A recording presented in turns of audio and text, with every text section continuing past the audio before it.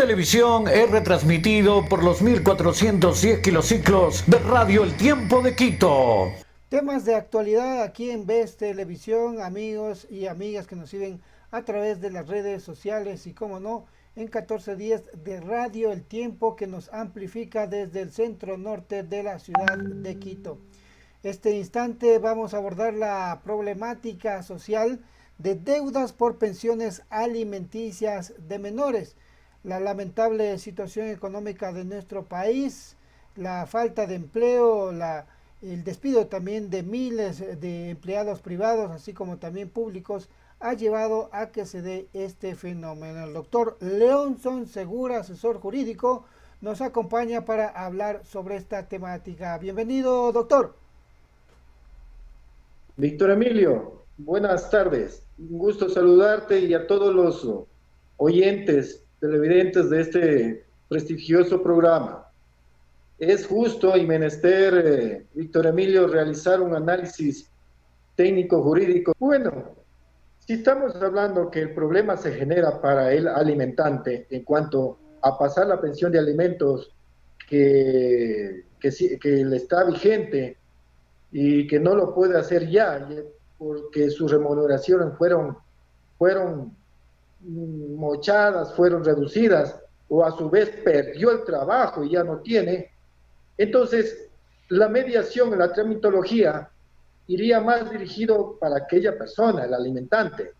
Y bueno, y el llamado que hago prudentemente es para la representante legal, para la madre, que acepte esa medida de diálogo para llegar a un acuerdo prudente. Muy bien. ¿Qué se debe hacer, Víctor? Para la situación de ahorro procesal y una eficacia, los centros de mediación, bueno, no hablemos solamente de los centros de mediación de la función judicial, hay centros de mediación de carácter privado, de fundaciones, de universidades, pueden también acudir a aquellos, o de entidades públicas, como por ejemplo el municipio, el consejo provincial. Hay centros de mediación debidamente reconocidos por el órgano jurisdiccional. Se puede acudir. Pero ¿cuál es la situación, la tramitología? Tiene que la persona interesada en llegar a un acuerdo realizarlo de manera personal, por sus propios derechos, o a su vez a través de su abogado de confianza, mediante la petición, mediante el requerimiento, en la cual tiene que reunir ese pedido requisitos fundamentales, como por ejemplo la dirección de la persona a la cual se le va a llamar, la dirección de la persona y la interesada, un correo electrónico y obviamente el pedido para qué es lo que se llama. Porque ahí en los centros de mediaciones hay por materias que también se llega a los acuerdos. Niñez, civil, inquilinato, con sus respectivas, obviamente con sus respectivas regulaciones. Entonces, al presentar ese pedido, lo que se le va, al darle ya al trámite, se le entrega una notificación para una primera audiencia, porque cabe resaltar que se puede establecer, al menos en la función judicial, máximo hasta 3 llamados para la respectiva audiencia, que pueden justificarse tal vez que a la primera no lleguen por haber circunstancia, enfermedad o porque no tuvo permiso de trabajo. A la segunda, la efectividad de que sí asistan. Entonces, se le entrega la notificación para la primera audiencia, la fecha, el día y la hora.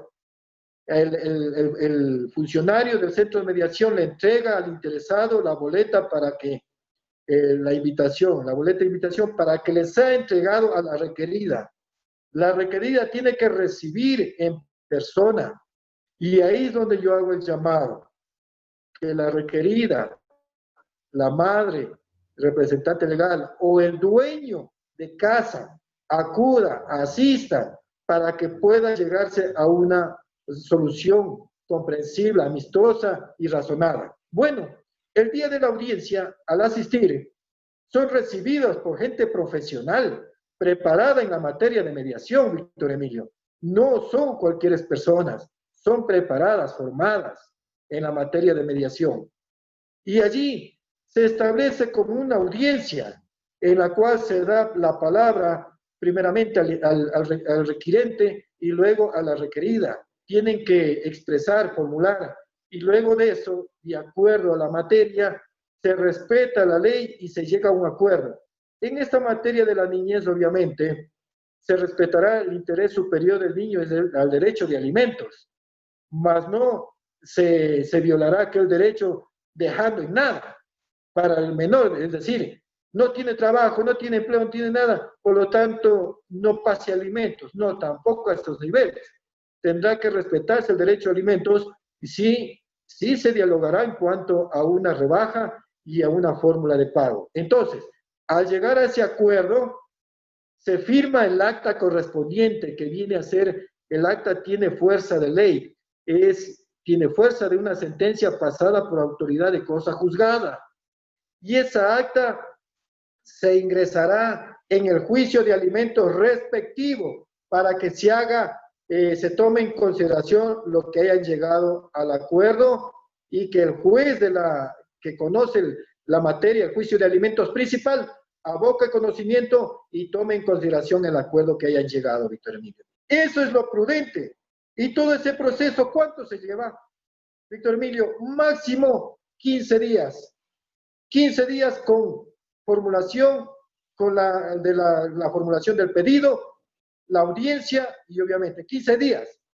No estamos hablando lamentablemente como en un proceso normal, que por la situación que estamos padeciendo, que está padeciendo la función judicial, va a ser demoroso. Ya acabé de decir, desde 5 o 6 meses que tal vez se resuelva aquello, porque tiene que citarse a través de la oficina de citaciones y ahí no hay personal ahorita. Se estará citando recién después de 2 meses, 3 meses. Pero ahí, ¿qué pasa? No seguirá pasando ninguna pensión de alimentos porque no hay un acuerdo. Entonces yo sí quiero hacer el llamado que mediante todo este respeto de la tramitología, las partes acudan razonablemente y lleguen a un acuerdo feliz y armónico. Muchos, por ejemplo, Víctor Emilio, tenían un salario de, un ejemplo, vamos a poner, de $800.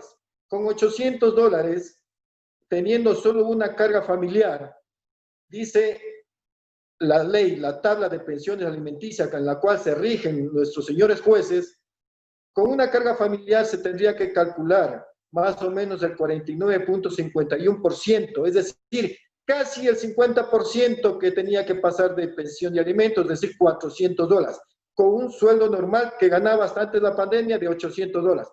Ahora, Víctor Emilio, ya no gana esa persona los $800, ahora gana aproximadamente $400 o menos de $400.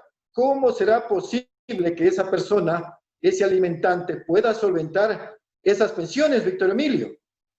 Entonces, es prudente y necesario que esta situación, esta materia se tenga que regular, se tenga que establecer un conversatorio a través del medio que yo acabo de decir de mediación.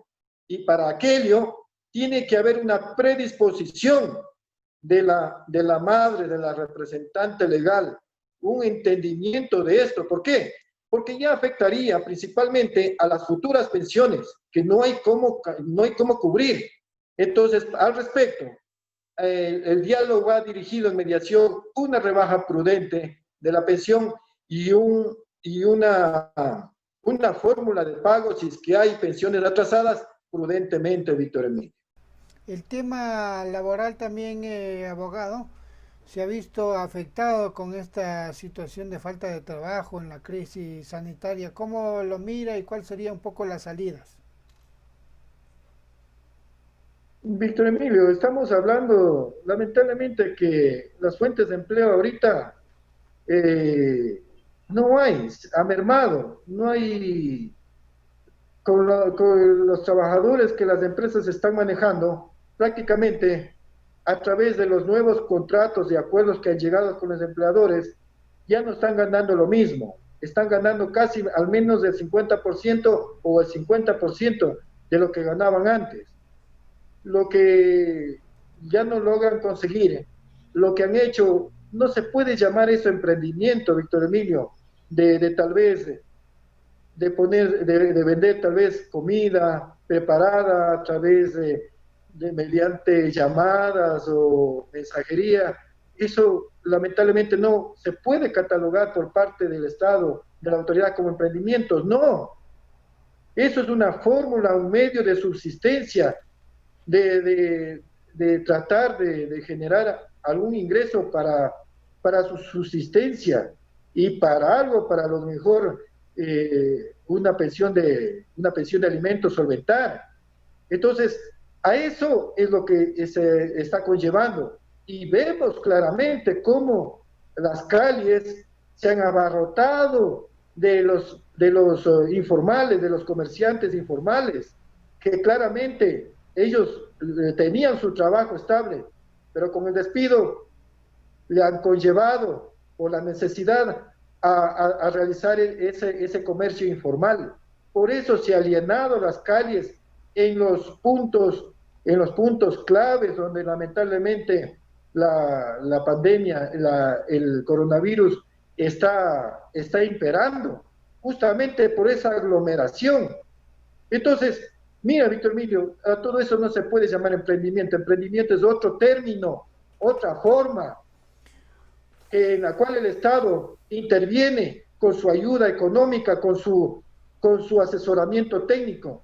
Ellos no son emprendedores, lamentablemente. Ellos son gente del pueblo, trabajadora, que se ha quedado sin trabajo y está tratando de vender algo para poder subsistir. Entonces, mira, ¿cómo se puede también negar aquello? No se puede negar. Lo que se tiene es que regular, es otra cosa, regular. Se tiene que educar, se tiene que organizar, más no reprimir, más no permitir. Eso no puede ser posible, Víctor Emilio, porque esa es la nueva normalidad que se llama. La nueva normalidad no es para bueno. Lamentablemente, la nueva normalidad es como decir algo de algo negativo, hay que debernos acoplar. Si fuera nueva normalidad, tal vez porque nuestro país ha progresado financieramente y los trabajadores van a tener mucho dinero con sus remuneraciones, los emprendedores, en fin, fuera buenazo, pero la nueva normalidad se basa ¿en qué? En algo negativo que se ha venido con esta enfermedad. Entonces, a todo eso hay que acomodar de acuerdo a la realidad, no reprimir, no eliminar. Yo creo que sería indispensable regular, organizar, educar, no reprimir. Y es lo que se está viendo a veces en las calles con los operativos, con las Fuerzas Armadas, la policía. A veces se observa represión. Ves Televisión es retransmitido por los 1410 kilociclos de Radio El Tiempo de Quito.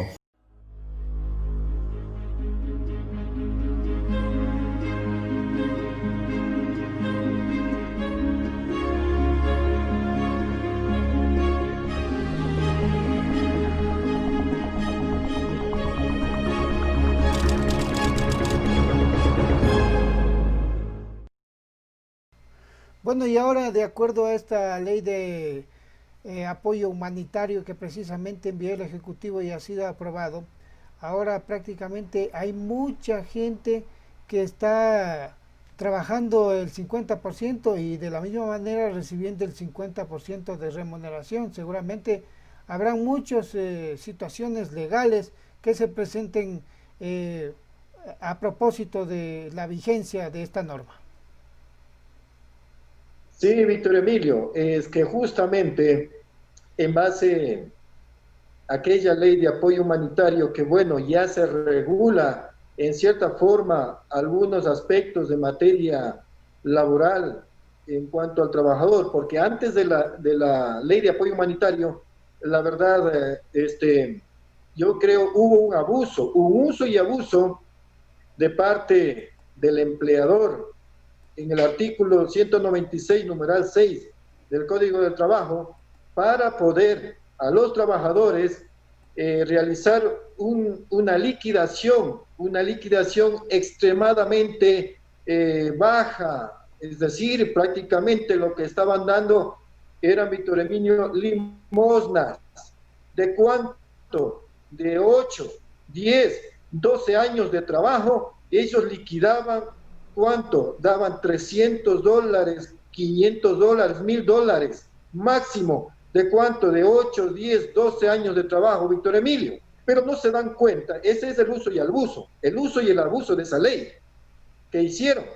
Pero no se dan cuenta, Víctor Emilio, que la pandemia, ¿cuánto es lo que duró la cuarentena? Estamos viniendo desde marzo hacia lo venidero, hacia lo futuro, que es la pandemia.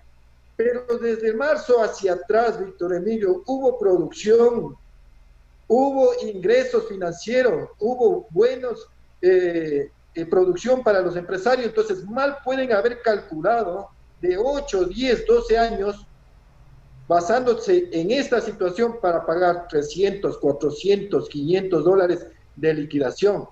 Pero ya la ley del apoyo humanitario del Ejecutivo regula.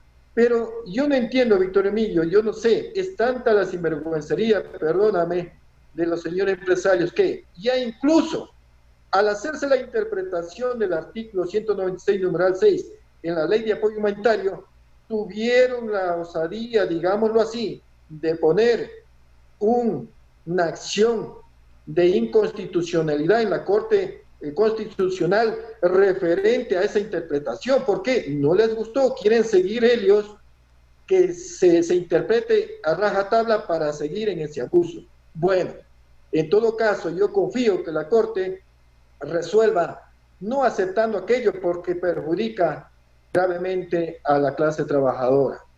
En cuanto, Víctor Emilio, los contratos de trabajo, bueno, se acomoda en algo de acuerdo a las circunstancias, de acuerdo a la situación social financiera del país. Se trata de acomodar con una nueva modalidad que se establece como contratos de emergencia, reduciendo las horas de trabajo, estableciendo la reducción de los sueldos hasta el 55% mínimo, es decir, si alguien ganaba 800, ahora menos del 55%, menos de $400.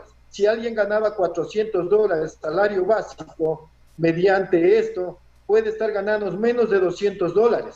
Y esa es la realidad que está ahorita estableciéndose en el país. No podemos cerrar los ojos y taparnos los oídos, porque esa es la realidad. Entonces, a esa realidad hay que acomodar las cosas. No hay que centrarnos en una sola cuestión hasta antes de lo que fue la cuarentena, y ahorita que sigue este proceso, no sé, existe una incertidumbre total referente hasta cuándo. Entonces, es lo que justamente en la actualidad se trata de dar otro nombre, otros parámetros, como decir, como lo ponen, de nueva normalidad. Sí, nueva normalidad en verdad, porque ya no es lo mismo de antes. Las cosas cambiaron rotundamente desde el sistema social, económico, político. Por ejemplo, una cuestión social, Víctor Emilio. Se ha visto que esta enfermedad del COVID no distingue raza, clase social, cuestión económica. Mucha gente de alta clase social, mediana, y como podemos observar siempre de la clase baja, más afectados, han padecido de esta enfermedad. Entonces no hace diferenciación. La cuestión financiera, igual, pero ahí es donde hay que tomar en cuenta que las cosas tienen que regularse en la cuestión financiera. En la cuestión política, vemos cómo ha cambiado muchas cuestiones. En esta situación se han aprovechado, tratando de hacer muchas, aprovechándose de nuestras finanzas públicas. Mira cómo se ha ubicado esta situación. Entonces, sí se debe hablar de una nueva normalidad. Y al respecto, Víctor Emilio, acogiendo esa situación que consta en una ley, la realidad la ley de apoyo humanitario, la realidad social, económica, tiene que adecuarse a las demás situaciones, como por ejemplo que ya hemos tratado sobre las pensiones de alimentos. Por eso, el centro de mediación es algo idóneo para que las cosas puedan resolverse de manera pronta, porque si nosotros llevamos esto a la función judicial, que sí se puede realizar mediante el incidente de rebaja de pensión alimenticia o mediante un acuerdo de pago de pensiones atrasadas en la cual el juez va a llamar a una audiencia, ¿cómo están las cosas, Víctor Emilio?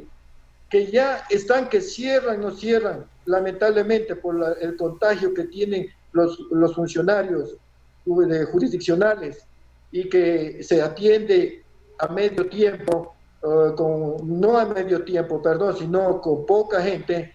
Entonces, imagínate, Víctor Emilio, se va a alargar, se alarga el proceso, se alargará 3, 4, 5 meses. En que hasta que sea citado, porque en el incidente de rebaja, para que eso opere, tiene que haber una citación en el domicilio de la representante legal o a su vez del alimentario, si ya cumplió la mayoría de edad, porque ya tiene capacidad para acudir a un juicio.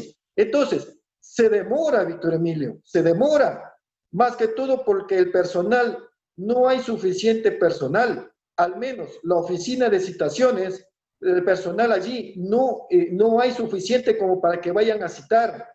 Entonces, por eso es el llamado, que cuando a la madre, representante legal del menor, si es que se utiliza el medio de mediación en la cual le llegue una notificación para tratar estrictamente el caso de una rebaja prudente y una fórmula de pago, que acepten, acudan para que se llegue a establecer algo prudente y no rehuya, porque en los centros de mediación igual, Víctor Emilio, respetan la ley. Bueno, ahí de lo no que se se hace, trata, como decir, lo que se da la gana. de lo que se trata, doctor, es un poco de desconcentrar estas unidades, ¿no?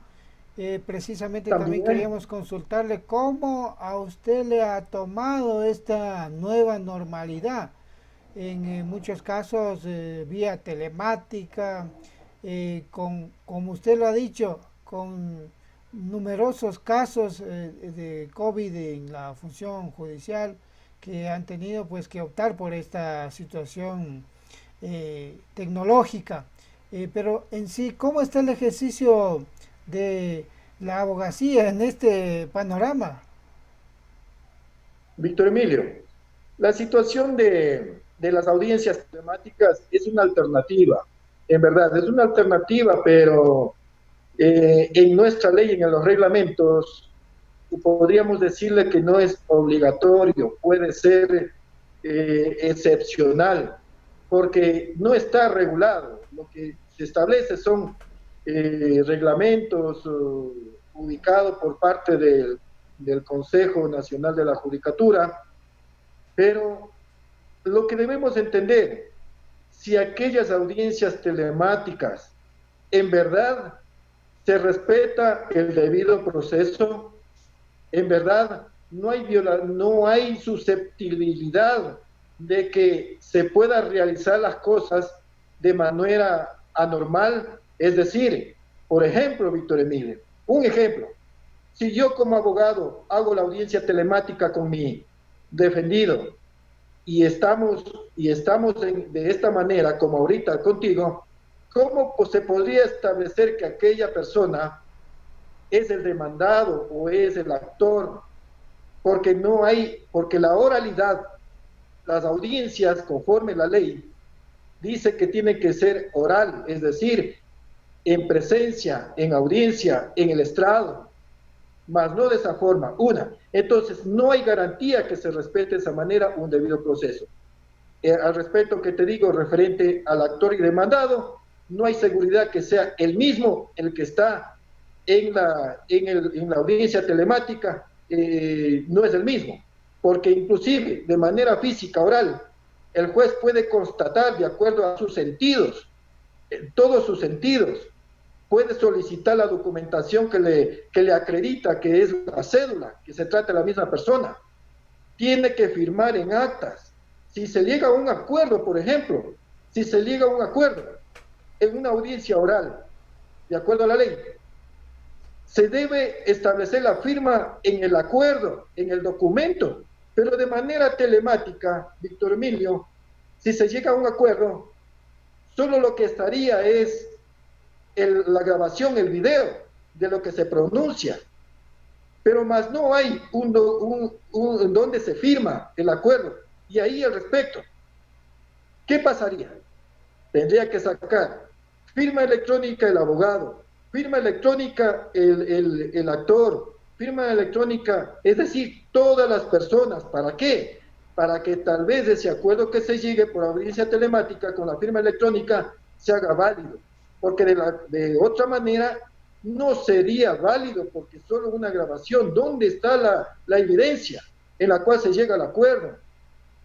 Entonces, también podría yo establecer que las firmas electrónicas, Víctor Emilio, aparte del costoso, lo costoso que es el tiempo en salir.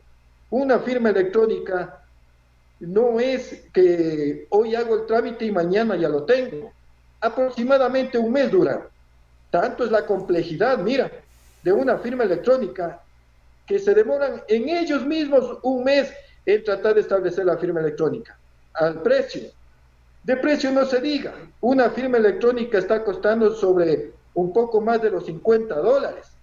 No es que cuesta tal vez unos $10, unos $20, Víctor Emilio. Entonces, todo eso se tiene que tener cuidado, prudencia. En cuanto a las audiencias telemáticas, si bien es cierto, es una alternativa para estos casos, pero no debe resultar de manera obligatoria. Aquellos abogados, aquellas partes procesales que se quieran acoger a aquello, a la audiencia telemática, lo pueden hacer, pero los abogados y partes procesales que no se quieran acoger a las audiencias telemáticas, tiene que hacerse las audiencias orales presenciales con todas las seguridades del caso, justamente para que no haya contagios. Entonces, las que no quieren, obviamente, las audiencias telemáticas, porque no tienen seguridad. No hay seguridad en el debido proceso. Como yo, por ejemplo, yo no estaría de acuerdo en una audiencia telemática. Yo preferiría la audiencia oral presencial, porque allí yo observo que en verdad se está respetando el debido proceso. No, mira, en una audiencia telemática no sé qué documentos está a su lado, qué persona está al lado, tratando de establecer, no sé, una influencia. No se observa, Víctor Emilio. Entonces, ese es el respeto al debido proceso. En todo caso, nosotros tenemos que adecuarnos a ciertas cosas. Doctor, vamos a hacer una pequeñísima pausa. Retornamos para seguir con la temática de hoy: deudas por pensiones, alimentos y también otras temáticas como el tema laboral y esta nueva normalidad que al momento se está ejerciendo la abogacía en nuestro país. Ves Televisión es retransmitido por los 1410 kilociclos de Radio El Tiempo de Quito.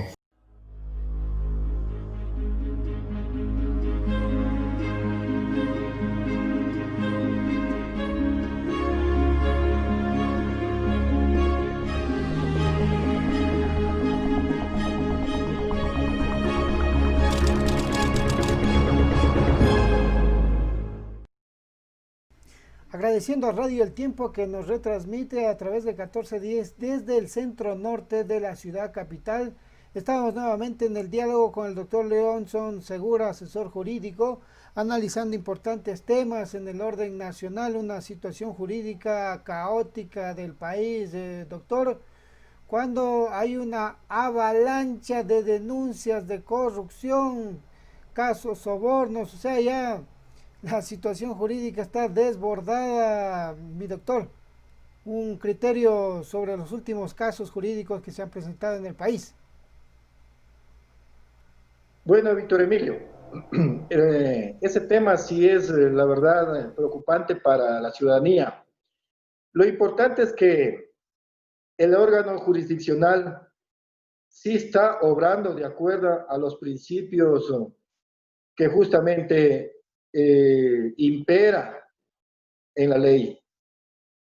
Y eso es bueno porque se ve que hay acción, se ve que hay acción de parte de órganos jurisdiccionales.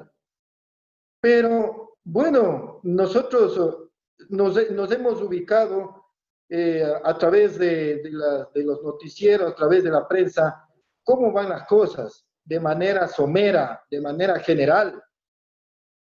Pero ya en la realidad, en el fondo, tenemos que establecer lo siguiente en materia jurídica, que es, si bien es cierto, si nosotros comparamos a nuestros jueces de la Corte Nacional actual con los jueces anteriores, Víctor Emilio, hay una gran diferencia, abismal. Yo aplaudo a los nuevos jueces de la Corte Nacional que están en la actualidad. ¿Por qué? Porque ellos sí son jueces probos, jueces con méritos, Víctor Emilio. Muchos de ellos, o la mayoría, o todos, son jueces muy preparados. Son jueces que no solo tienen su título del doctorado en jurisprudencia, sino tienen sus posgrados, sus maestrías, tienen sus diplomados en la rama, en la materia, y han pasado un proceso sin influencias de ninguna índole. Entonces son jueces comparados con los anteriores, que sí, a veces, Víctor Emilio, ellos sí tenían influencia política, tenían influencia social y tenían influencia económica para ponerlos allí. Y claro, y se está viendo, pues, se está viendo que los señores jueces de la Corte Nacional, contra todo un sistema financiero, ya que hablamos que de los 20 procesados, en el caso de sobornos, son 18, son empresarios, entre los 20, la mayoría son empresarios, son políticos, en fin, pero hay empresarios. Entonces, ya no se rigen ellos por el poder económico, político ni social. Entonces, ellos están, sí, obrando de acuerdo a los principios, Víctor Emilio. Y se está viendo justamente por las resoluciones de ellos, que son resoluciones muy, hacen honor a la nobleza intelectual de ellos, hacen honor. Y bajo ese lineamiento, bajo ese marco, tienen que seguir.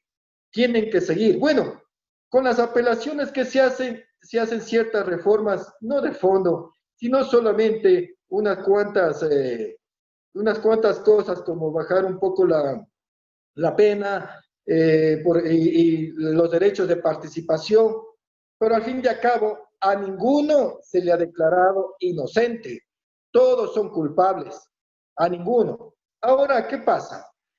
Ahora tienen otra alternativa que es la casación. Tienen ellos, desde la fecha que fueron notificados de manera escrita, ellos tienen 5 días para presentar la casación. Y ahí sí yo quisiera pedir a los señores jueces nacionales que den el mismo tratamiento a los abogados, a los profesionales que defienden a aquellas personas, como dan a un abogado para un ciudadano común y corriente que está siendo procesado. Es decir, no tiene que haber diferenciación. Por ejemplo, a un abogado que defiende a un ciudadano común y corriente, no a un político, no a un empresario, ¿qué le exige la Corte Nacional cuando presenta una casación? Para eso hay un filtro. Hay un filtro previo a que sea aceptada la casación, que tiene que entrar a un proceso de admisibilidad. Es decir, si la casación no está debidamente fundamentada, de plano se rechaza. ¿Y qué pasa? Obviamente la sentencia queda firme y se ejecutoría porque no se puede realizar más. Entonces, eso sí se exige a un abogado para un ciudadano común y corriente. Aquí, a fin de que siga prevaleciendo la nobleza intelectual de los señores jueces de la Corte Nacional, tiene que exigirse las mismas exigencias para los señores abogados de estas 20 personas. Es decir, al presentar la casación, tienen que pasar por ese filtro de admisibilidad.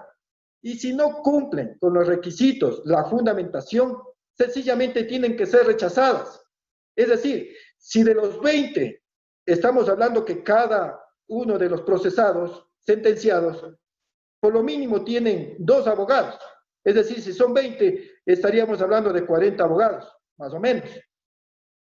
Es decir, si tienen que resolver la casación con un recurso de casación que haya interpuesto bien uno de ellos, con esa casación nomás tendrán que resolver. Y si los demás no han hecho bien, no han fundamentado, tendrán que ser rechazados y punto.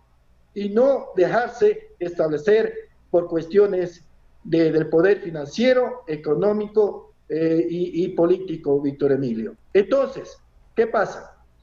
Esa situación de la casación es una acción, es un recurso, digamos, por así, excepcional. Aquí ya no se va, Víctor Emilio, a tratar de decir que esta prueba no se tomó en consideración, esta prueba no se valoró, y no, aquí ya es de puro derecho, absolutamente, que tiene que discutirse, de puro derecho. No pueden volver a recalcar los abogados de las pruebas. Entonces, por ser de puro derecho, los abogados tienen que formular, fundamentar de esta manera. Caso contrario, no tienen que ser admitidas, Víctor Emilio. Bueno, importante ese criterio jurídico del doctor Leonson Segura. Queríamos también retornar un poco al tema de los alimentos, porque lamentablemente ha sido una circunstancia en la que no se preveía, ¿no?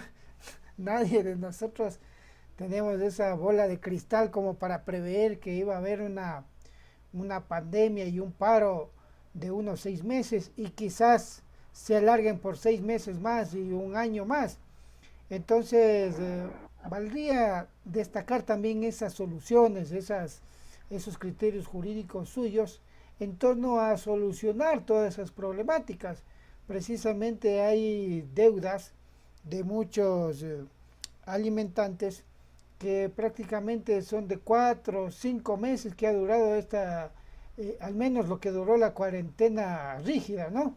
Y ahora pues se encuentra con la situación de que no hay trabajo, de que les aquejan también esas deudas, tanto de servicios básicos como de alimentación y en otros casos también de pago de casa, de vehículo, etcétera. Entonces vale la pena seguir analizando esta problemática, doctor. Sí, vamos a ahondar más, Víctor Emilio, porque es una situación social que se está viviendo. Esto de las pensiones de alimentos es un problema social antes que cualquier otra cosa, porque al ser un problema social, influye bastante en el modo de vida de la persona. Y estamos hablando justamente de que las pensiones de alimentos, hay algunos que lamentablemente están atrasados en los pagos de hace 5 o 6 meses, ya inclusive ya viene julio, ya se referiría a 6 meses, porque muchos ya perdieron sus trabajos, hasta antes de la cuarentena mismo ya perdieron sus empleos. Claro, sí, muchos. Si Entonces, recordamos un poquito, ya no tuvieron antes de esto capacidad. mismo ya estábamos en crisis, mi doctor. En efecto, Víctor Emilio, y se vino a agravar más con la cuestión de la pandemia. La crisis vino más antes, en efecto, con el paro de los indígenas, que ya solo ahí en ese tiempo hubo una pérdida para el Estado. 15 días que no se trabajó y 15 días que perdió el Estado. perdió la producción, no se produjo nada. Ya desde ahí vino acarreando el problema socioeconómico. Se agravó con la cuestión luego, obviamente, de la pandemia, desde que entramos en cuarentena, y en efecto, según la ley de apoyo humanitario, se establece que esto puede establecerse hasta un año el acuerdo que llegue entre empleador y trabajador, extendiéndose para un año más, es decir, prácticamente 2 años, y con la esperanza que luego de esos 2 años, claro, las cosas vuelvan a mejorar. Entonces, para este problema de los atrasos, es prudente y es necesario de llegar a acuerdos, porque es preferible tener algo, coger algo, a no tener nada. Como dice el Tanto, doctor, preferible un mal arreglo que buen juicio, ¿no? sí, en efecto, en materia legal sería así, pero bueno, aquí no sería prácticamente un mal arreglo, sino sería un prudente y necesario arreglo, en virtud de las circunstancias, que ya no cabría exigir más allá. Por ejemplo, ¿qué se puede exigir en los actuales momentos? Un aumento de pensión. Esos incidentes de aumento de pensión prácticamente van a quedar en letra muerta por un largo tiempo, Víctor Emilio. Porque ¿quién se va a atrever a alzar un sueldo, un salario en estos tiempos? ¿Qué dices? ¿No es cierto? Así es. Nadie se va a atrever a alzar el sueldo. Entonces los incidentes de aumentos quedarán por un largo tiempo como letra muerta en la ley. Lo que va a imperar, sí, será el de rebaja y obviamente la situación de una liquidación prudente. Como yo acabo de decir, es preferible recibir algo, Víctor Emilio, para la manutención a no poder recibir nada. ¿Por qué? Porque la situación se vuelve caótica, tanto por la remuneración del trabajador, como la situación del desempleo. Muchos están en el empleo informal. Se han generado, se han inventado modos de trabajo que no tienen más allá que tal vez un ingreso de máximo unos $5 diarios, tal vez, para la alimentación. Entonces, es prudente y necesario que las cosas se realicen a través del diálogo, a través del centro de mediación de la función judicial. Ese llamado yo hago prudentemente a todas las personas. En torno y al no, tema bueno, laboral, ¿se aplicaría lo forma, mismo quizás, doctor? El tema laboral quizás tiene otra connotación debido a que inclusive hay muchas empresas y eso nos consta que prácticamente ya estaban quebradas anteriormente a esta crisis sanitaria y se han aprovechado de esta circunstancia para despedir inmisericordiamente a miles de trabajadores. Sí, eso es evidente, Víctor Emilio, y eso se ha visto. Y es por eso que el gobierno, aunque obrado en cierta materia en sus políticas económicas a favor del empresario, pero claro, ya después vino la conciencia del gobierno, en la cual dijo, no, pues, o sea, tampoco así, debemos hacer algo, y bueno, y la ley de apoyo humanitario hace una interpretación, pero ¿qué hace la interpretación de ese artículo 196, numeral 6 del Código del Trabajo? Se hace una interpretación como para decir para lo venidero, mas no hace un efecto retroactivo, y justamente por esa ley, muchos empresarios se usaron y abusaron, que ya estaban en quiebra prácticamente, hasta antes de la pandemia estaban en quiebra, y se aprovecharon de estas circunstancias para trabajadores de 10, 8, 12 años, dar irrisorias cantidades, y eso se evidencia en las liquidaciones que a mí mismo, a mi bufete jurídico han llegado trabajadores a decir, vea doctor, yo he trabajado 12 años y mire lo que me vienen a dar, $1,500 de 12 años, aprovechándose justamente de esta situación. No, Víctor Emilio, no hay que permitir aquello. no hay que permitir. Y por eso, como abogados, como estudiosos, técnicos jurídicos, tenemos que ayudar a todas aquellas personas que están siendo violentadas en sus derechos. Y al respecto de los alimentos, mira, Víctor Emilio, también quiero hacer un llamado a los alimentantes, es decir, a los que pasan la pensión. Tampoco abusen de las circunstancias, ya que estamos hablando del abuso.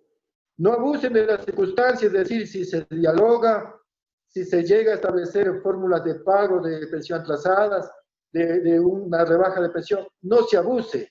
Es decir, tampoco vayan a decir, si pasaba la pensión mínima de 120, un ejemplo, a decir, no tengo, voy a dar $10. Tampoco, eso es un abuso. Eso es un uso y abuso. No podemos tampoco permitir eso. Algo coherente, algo que sí se pueda establecer de acuerdo a la situación. Sí, entonces todo eso hay que acomodar de acuerdo a la realidad, tanto de la una parte como de la otra parte, porque los derechos tampoco de los menores se pueden violentar, Víctor. Le voy a dejar planteado varias temáticas, mi doctor, que vamos a abordar en una próxima emisión, cuando esta crisis, esta cuarentena ha llegado también a una situación un poco fenomenal, también con un incremento de divorcios, ¿no? ¿Cómo ha sido esta situación en su práctica profesional en el tema de divorcios y cómo no? También esta prevención que han hecho muchos en torno también a dejar y realizar testamentos, precisamente a propósito de esta lamentable situación que vive en nuestro país. Muy bien, Víctor Emilio, esa temática está muy bien. Hemos de discutir más a fondo en la próxima entrevista. Muchas gracias por este momento a todos los televidentes oyentes del programa. Vamos a invitar también, ahí está el número telefónico del doctor Leonson Segura, si ustedes tienen alguna inquietud personal en torno al tema de alimentos, en torno al tema laboral también, seguramente usted tendrá alguna dirección, doctor. Perdón, Víctor Emilio. ¿Alguna dirección que nos pueda facilitar a los amigos, amigas sí, que estén interesadas en conversar más sobre los temas jurídicos? Gracias, Víctor Emilio. Bueno, el bufete jurídico Lion Defensores está ubicado en la 10 de agosto, N13155 Icheca, edificio mutualista Pichincha 2, mezanine, oficina 2. Aquí estamos, un bufete de abogados que le va a prestar todo el apoyo, le va a oír su problemática y va a prestar todo el apoyo y su contingente de conocimiento en materia jurídica para poder ayudarles a salir de la problemática que se encuentra en ese momento. Vengan y le estaremos recibiendo con una afectuosa bienvenida. No les puedo decir abrazos ni estrechón de manos, Víctor Emilio, porque sabemos que eso quedó en segundo plano. Está vetado, hasta nueva orden, mi doctor. Vamos a agradecer al doctor Leonson Segura, quien nos ha acompañado sobre la temática de los alimentos, así como también un análisis jurídico de la situación del país. Temas interesantes que van a ser abordados también en otras emisiones acerca de divorcios y, cómo no, el tema de las sucesiones. Nuevamente el agradecimiento, doctor. Gracias, Víctor Emilio. Hasta la próxima. Gracias a ustedes y también a Radio El Tiempo, que ha retransmitido nuestra emisión a través de 1410 desde el centro de la ciudad capital. Best Televisión fue retransmitido por los 1410 kilociclos de Radio El Tiempo de Quito.